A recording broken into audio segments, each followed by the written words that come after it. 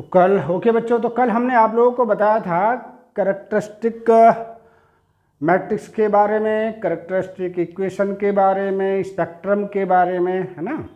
उनकी कुछ परिभाषाएं आपको बताई थी और फिर आपको क्या बताया था, यूनिट वेक्टर्स भी आप लोगों को साथ बताए थे, यूनिट कैरेक्टरिस्टिक वेक्टर भी आप लोगों को कल बता दिए थे। वो परिभाषाएं भी बहुत इंपॉर्टेंट रोल प्ले करती हैं। आज हम कुछ सवाल आपको कराएंगे और ये देखेंगे इन सवालों के माध्यम से आप उन क्वेश्चनों की ओर कैसे पहुंचते हैं जो कॉम्पिटिटिव एग्जाम में पूछे जाते हैं। जब आप यूनिवर्सिटी एग्जाम में जाते हैं तो फिर आपको या तो कैरेक्टरिस्टिक रूट निकालने के लिए पूछते हैं या कैरेक्टरिस्टिक वेक्टर निकालने के लिए पूछ लेते हैं, हाँ। और इससे ज़्यादा मुझे लगता है कुछ और नहीं पूछते हैं ना।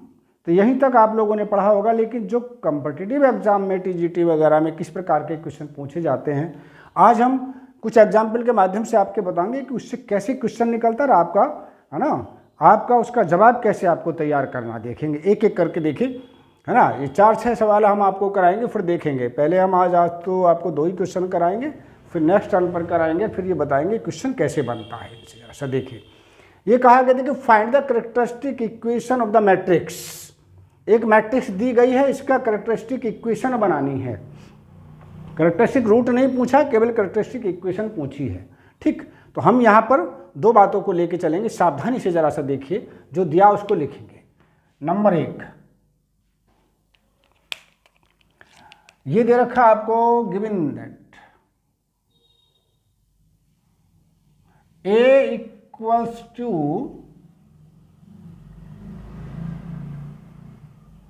0 1 2 1 0 -1 2 -1 और आई थिंक 0, इसी आपको एक मैट्रिक्स दे रखी है।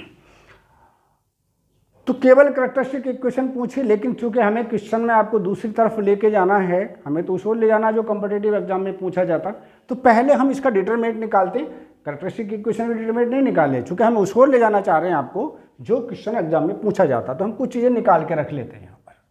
यहाँ देखिए, यहाँ पर हमने निकाल के रख लिया ए डिटरमिनेंट। ए डिटरमिनेंट को कैसे निकालते हैं, सिंपली आप ऐसे निकालेंगे 0 1 और 2, ये रहा आपका 1 0 -1, ये रहा आपका 2 -1 और 0। मुझे लगता है ये सिमेट्रिक मैट्रिक्स थी, सिमेट्रिक ही बन गई आपकी क्या।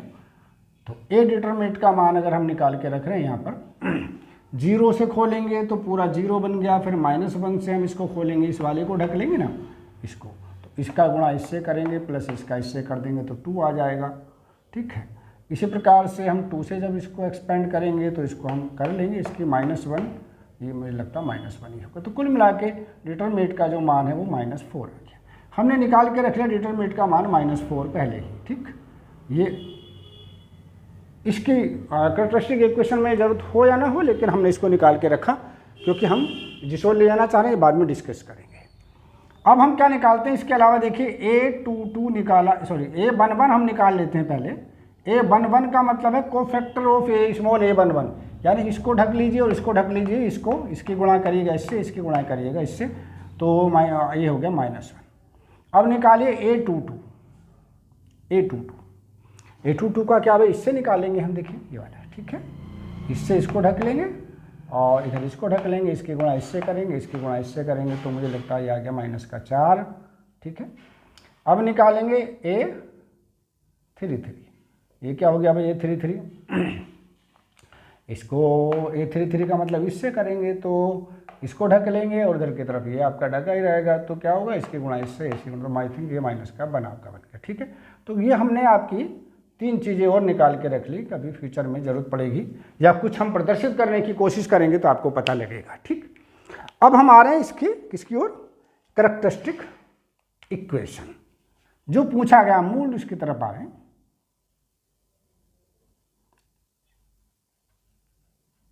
कैरेक्टरिस्टिक इक्वेशन देखो बच्चों, बहुत स्लो आपको कराएंगे, पहले आप समझ लेंगे इसको, तब पता लगेगा कि इसी क्वेश्चनों का जवाब आप कितनी जल्दी दे पाते हैं भाई।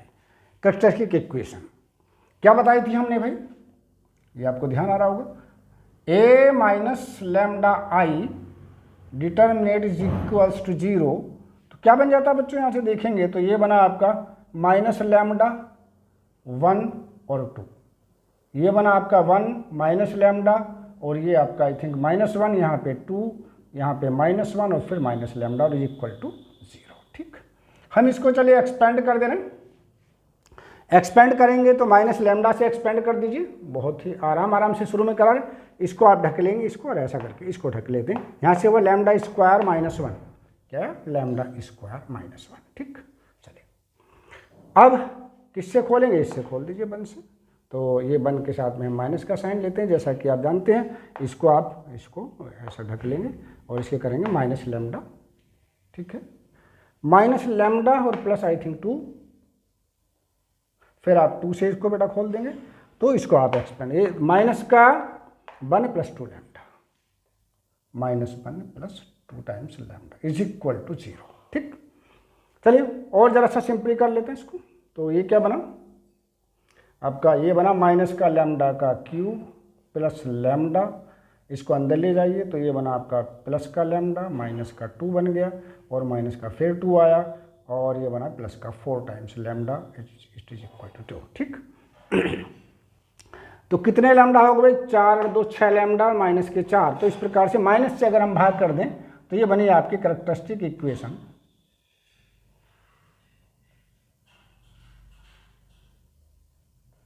कैरेक्टरिस्टिक इक्वेशन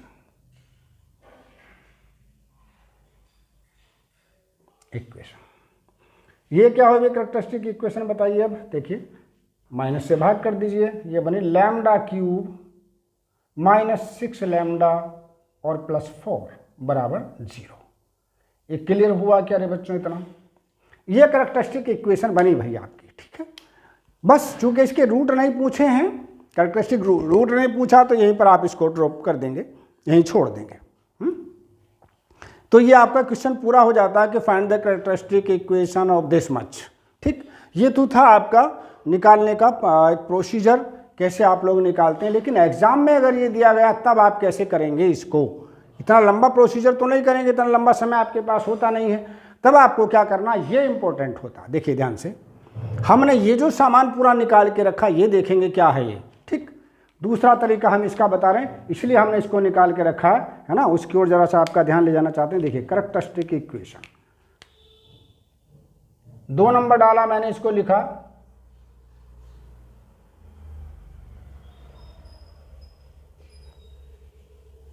कैरेक्टरिस्टिक इक्वेशन के बारे में। देखिए लिख रहे हैं, और इसको आराम से समझ लीजिए, बहुत ही शांति के साथ में। देखिए हमने क्या करा, सबसे पहले चूंकि 3 डिग्री का 3/3 की मैट्रिक्स है, इसलिए लैम्डा का क्यूब सबसे पहले लिखेंगे, माइनस ट्रेस।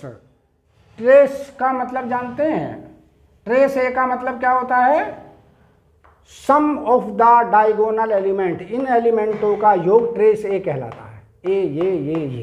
ठीक, तो ट्रेस ए ले लेंगे और उसके बाद लैम्डा स्क्वायर एक पावर कम कर देंगे, फिर प्लस का, एक माइनस का एक प्लस का चिन्ह लेंगे। ठीक, आगे देखिए, एक माइनस एक प्लस लेंगे तो क्या लेंगे, यहां लेंगे A11 A22 और प्लस A33, यहां लैम्डा लगा देंगे, फिर minus determinant of A is equal to 0।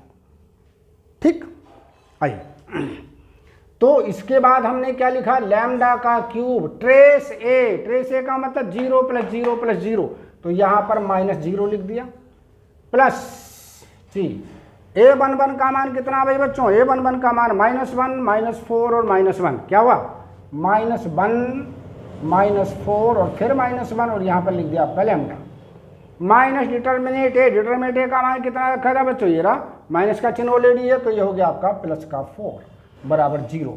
तो इक्वेशन क्या बन गई जरा बताएंगे, लैम्डा क्यूब -6 लैम्डा और +4 बराबर 0।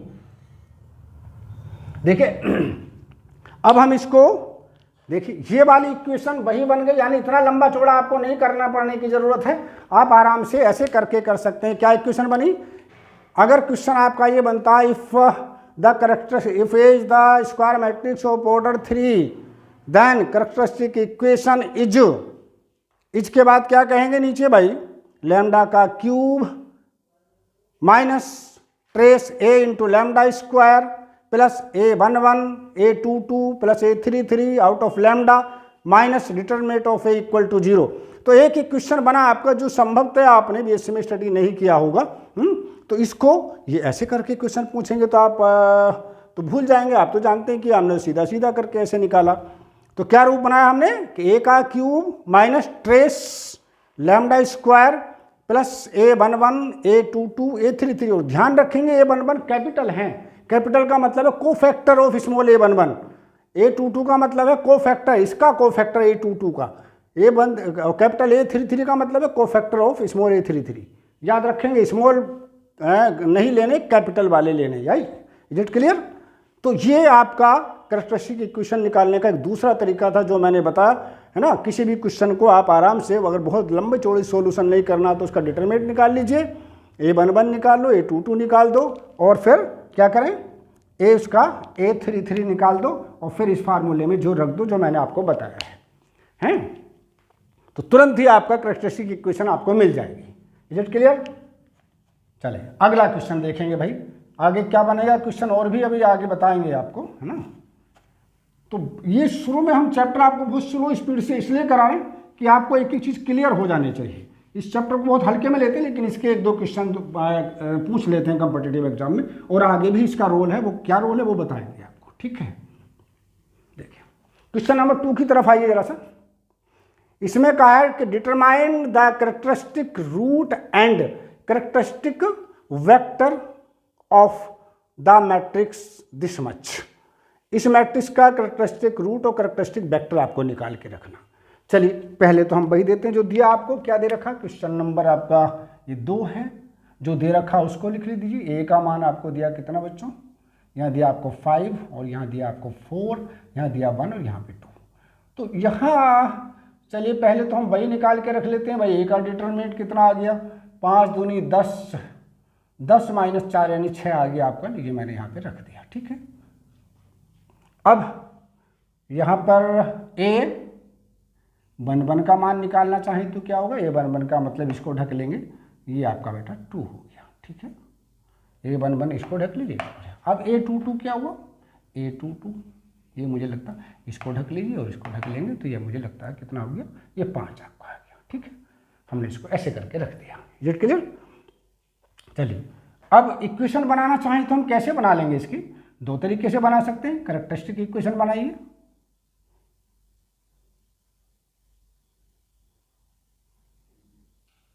कैरेक्टरिस्टिक इक्वेशन लो इसी फार्मूले से बना दें क्या, चलो इसी से बना के देख लेते हैं क्या बनेगी भाई। यहाँ पर 2 पावर का है तो लैम्डा का स्क्वायर, ठीक, माइनस ट्रेस ए और प्लस कितना डिटरमिनेट ए ले लेंगे। ठीक है, ऐसे करके बना देंगे।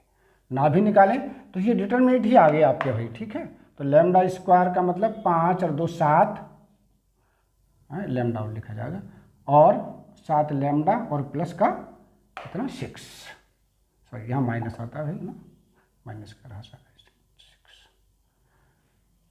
5 दूनी 10 और ये 2 था तो प्लस ही रहेगा 6 और बराबर हो गया आपका 0। ठीक है, इस टाइप से, क्योंकि एक प्लस एक माइनस चलता, ए प्लस ए माइनस ए प्लस। ठीक है, ऐसे आपको चलेगा। लैम्डा का वैल्यू निकालेंगे तो लैम्डा -1 और लैम्डा -6 इसके फैक्टर हो गए।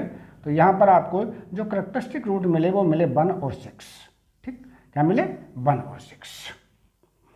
कितने मिले भाई 1 और 6, याद रखेंगे 1 और 6। क्लियर? अब यहाँ पर 2 प्रश्न अब आपके सामने आ रहे हैं जो हम आपको बताने जा रहे हैं। ठीक है, जितने डिग्री का, जितने ऑर्डर का आपका मैट्रिक्स है उतने ही रूट आपको मिलेंगे। कैरेक्टरिस्टिक रूट कितने मिलेंगे, जितने ऑर्डर का आपका मैट्रिक्स है। 2 था तो 2 मिले। ठीक, दूसरा आप देखेंगे कि the product of the characteristic roots is equal to the value of the determinant. Characteristic root का जो प्रोडक्ट है वो the product of the all characteristic root is equal to the value of the determinant. कौन कौन से root है आपके पास, 2, 1 और 6, 6 ही कम 6 ही इसका डिटरमिनेट होगा। देखिएगा उतना ही डिटरमिनेट होगा जितना कैरेक्टरिस्टिक रूट के प्रोडक्ट का मान है। यानी 1 और 6 को गुणा कर दें तो फिर वो इसके डिटरमिनेंट के बराबर हो जाएगा, डिटरमिनेंट निकालने की आवश्यकता आपको नहीं है। क्लियर बात? चलिए, ये कहाँ से भी सिद्ध होता है, ये यहाँ से भी सिद्ध होता है कि इसके दो रूट होंगे, ठीक है। दोनों रूटों का प्रोडक्ट किसके बराबर होगा भाई, c अपॉन ए। सी का मान क्या है भाई 6, और ये 6 किसका मान रखा हमने, डिटरमिनेंट का, ठीक है।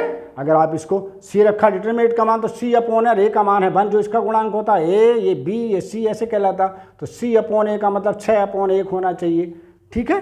तो अल्फा ये बीटा ये, तो the product of the root of the characteristic equation is always equal to the determinant.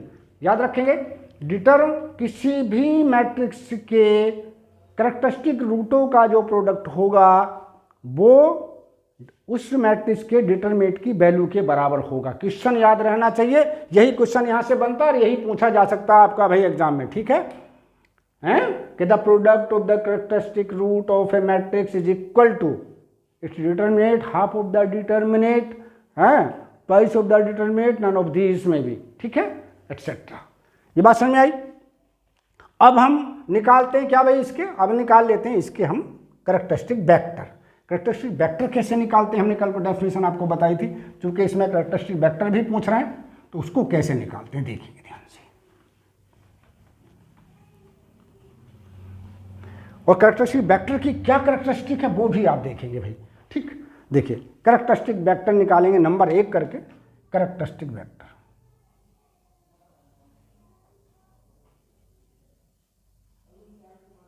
Characteristic vector.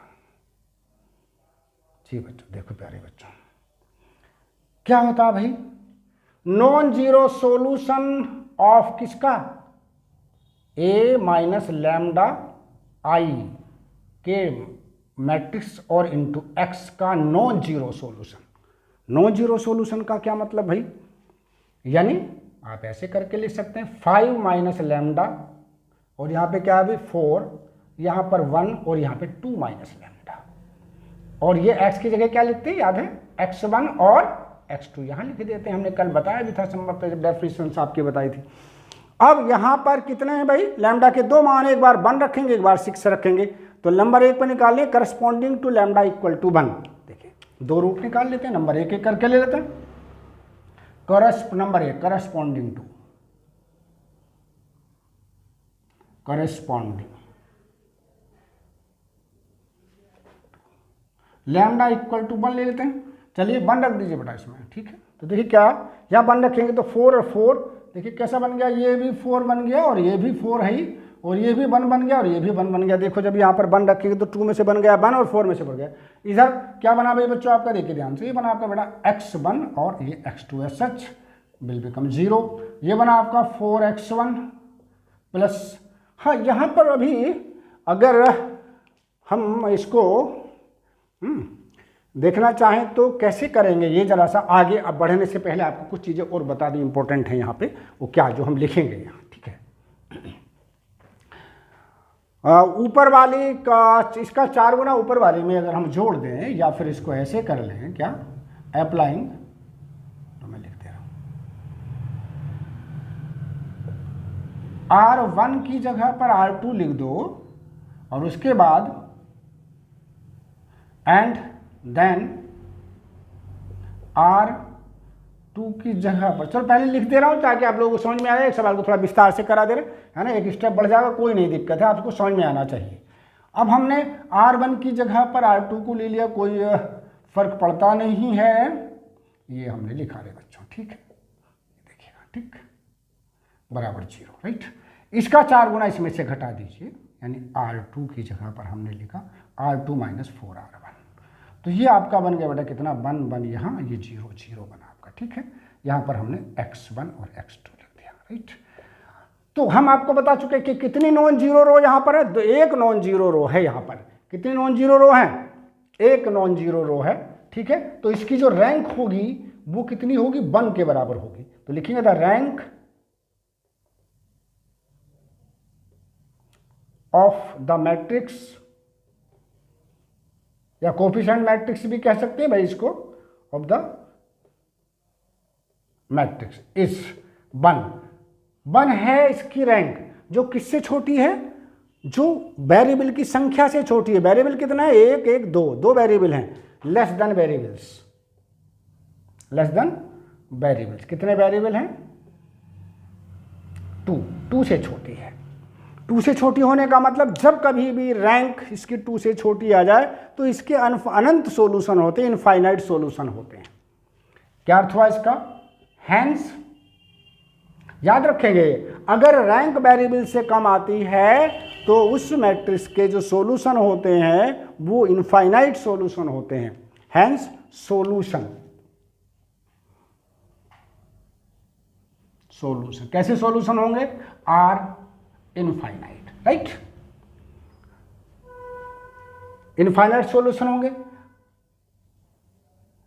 Which has only कितने कांस्टेंट, 2 - 1 बराबर 1 कांस्टेंट। इसमें केवल एक कांस्टेंट टर्म होगी भाई, ध्यान रखेंगे। ये सेंटेंस जो मैंने लिखा है ये बहुत इंपॉर्टेंट रोल प्ले करता है, इसी से क्वेश्चन बनता है, पूछ सकते हैं इससे भी, ठीक है। वो ये नहीं, सब नहीं पूछेंगे, ये पूछ लेंगे आपसे, 1 कांस्टेंट हुआ। Is it clear. 10 भी है, एक कांस्टेंट लेंगे भाई जी, क्या अब इसको क्या करेंगे, इस इक्वेशन को उठाइए, इस पर डाल दीजिए, तो ये बना आपका x1 + x2 = 0। इम्प्लाइज दैट एक कांस्टेंट मान लीजिए, x1 = k या x2 = k मान लीजिए, x2 = मान लीजिए आप k, implies that x1 = -k, right. तो ये वेक्टर आपका क्या बन गया, फिर देखिए ये बना आपका k माइनस का, और ये बन गया आपका k को कॉमन ले लें यहाँ पर, और ये बन गया आपका -1 और 1, where k not equal to 0, k का मान 0 नहीं होना चाहिए। तो ये आपका वेक्टर बना करस्पॉन्डिंग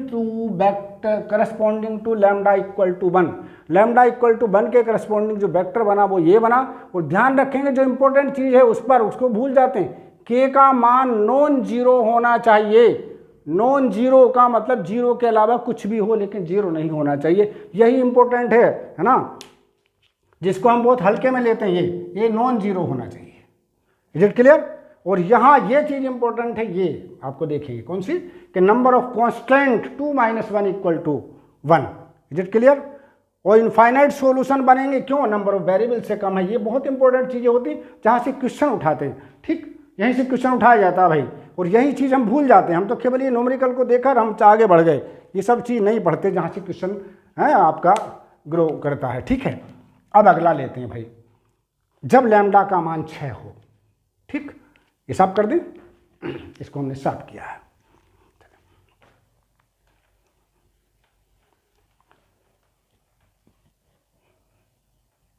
लिखिए, अब लेंगे corresponding to lambda equal to 2, 6 हो रही, नंबर 2 पर लेंगे, नंबर 2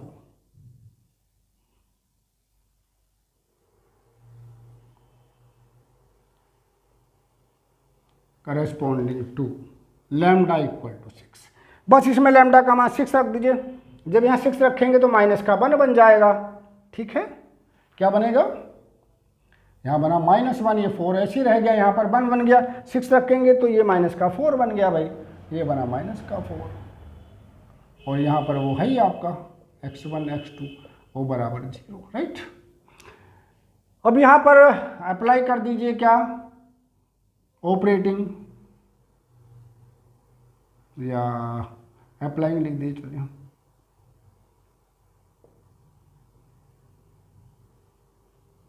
क्या अप्लाई कर दें भाई, R2 की जगह पर लिख दीजिए R2 + R1, देखिए लिख दीजिए, बना -1, ये 4, इसको इसमें जोड़िए 0, इसको इसमें जोड़िए 0, तो यहाँ पर x1 x2 एस सच रहा, और ये बराबर आपने 0 रखा।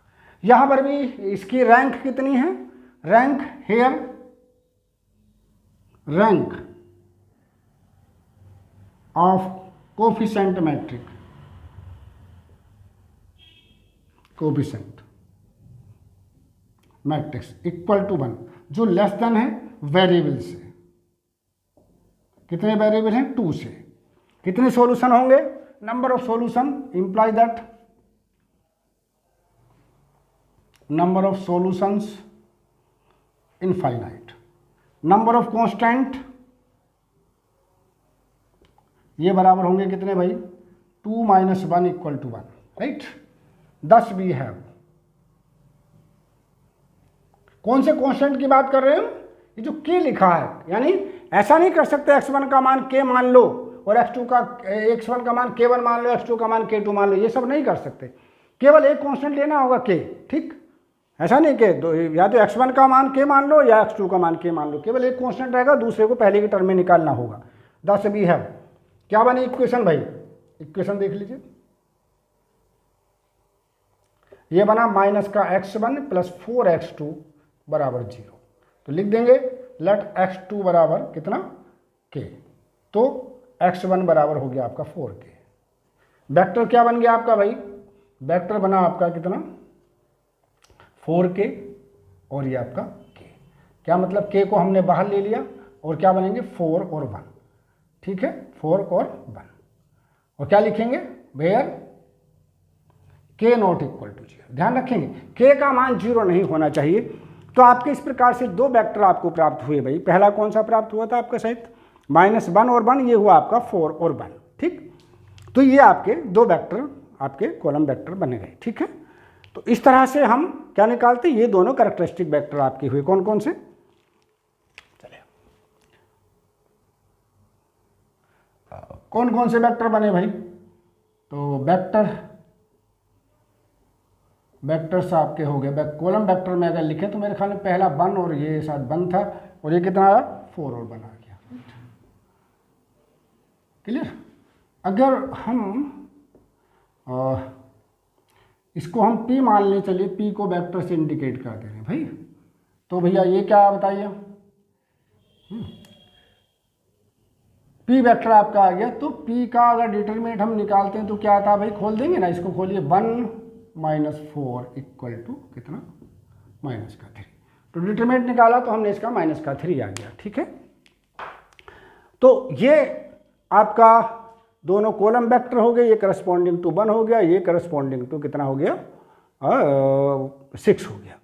तो ये था आपको वेक्टर करैक्टरिस्टिक रूट निकालने का। ये निकालते हैं तो करैक्टरिस्टिक रूट हो जाते हैं, ये निकालते हैं तो करैक्टरिस्टिक क्या होता है वेक्टर हो जाते हैं। अब इनका क्या इंपॉर्टेंस है, इसको हम अगले लेक्चर में स्टडी करेंगे कि ये हमने क्यों निकाला, इसका क्या इंपॉर्टेंस है, उसको कहाँ यूज करेंगे।